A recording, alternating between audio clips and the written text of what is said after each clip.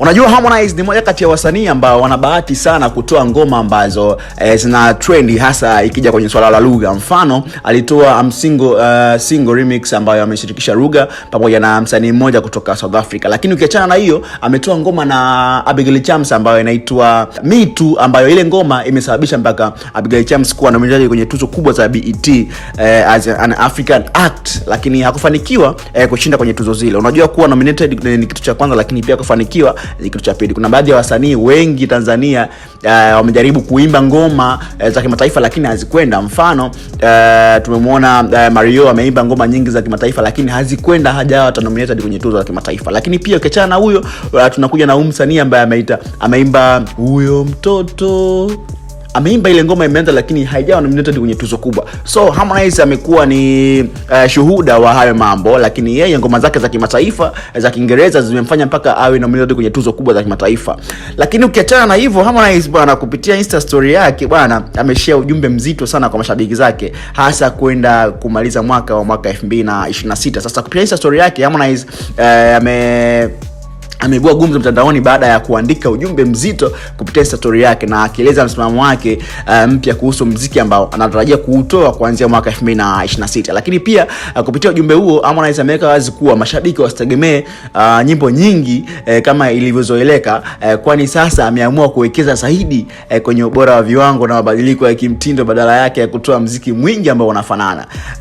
Amesema kama ifuatavyo, amesema kwamba I'm more of quality and standard. I can't keep doing the same shit every day, ameandika Harmonize. Lakini pia akaendelea kusema kwamba Harmonize amedai kuwa yupo kwenye mchakato wa kimuziki ameuchora na yupo karibu kuuvuka, akionyesha kuwa mabadiliko hayo yanaweza kueleweka zaidi kwa kizazi cha Gen Z, huku akisema kizazi cha sasa kinachoimba lugha ya mama bado hakijafikia kiwango hicho.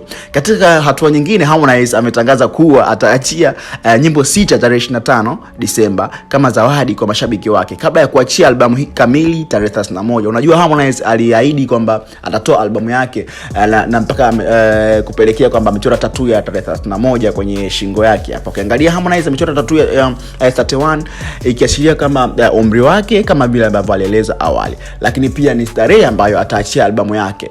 Lakini pia baada ya hapo Harmonize aliendelea kusema kwamba ameweka wazi nyimbo zake mpya zitahitaji ubora wa hali ya juu wa uimbaji, angalau nyimbo 2 za Kiingereza, nyimbo anazotaja kwenye album. Harmonize ametaja baadhi ya nyimbo zinazotarajiwa kuwemo au kutoka katika albamu hiyo, zikiwemo ni Bedroom, Outside, Fall in Love, Zanzibar, Me Too, Lala, Side Nigga, Influencer, Miss Bantu na Single Again. Hizo ni baadhi tu ya ngoma ambazo amezitaja Harmonize ambazo zimepelekea mafanikio makubwa, na hizo ngoma ameimba kwa Kiingereza. Akasisitiza kuwa hiyo ni baadhi tu ya kazi alizonazo, na akasema kwamba nipewe heshima yangu. Unajua Harmonize ana majigambo sana Katika ujumbe wake wa mwisho Harmonize amesisitiza katika kutaka heshima kwa jina lake, akipinga kulinganishwa na msanii yoyote mwingine hasa katika muziki wa Kiswahili.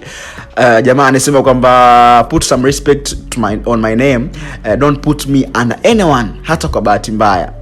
Ujumbe huo umeibua mjadala mpana miongoni mwa mashabiki na wadau wa muziki, wengi wakisubiri kuona mabadiliko hayo yatakavyoshirikisha kwenye muziki wake, hasa kwenye kazi zake mpya. Sasa nikajaribu kupitia baadhi ya maoni ya wadau kutokana na kile ambacho amekiandika Harmonize na kukiongea kupitia Insta story yake. Huyu hapa anaitwa Swahili Family, anasema inaumiza sana kuwa bado karne hii mtu anaona kuongea Kiingereza ni ujanja, yani lugha yake kwake haina mbele.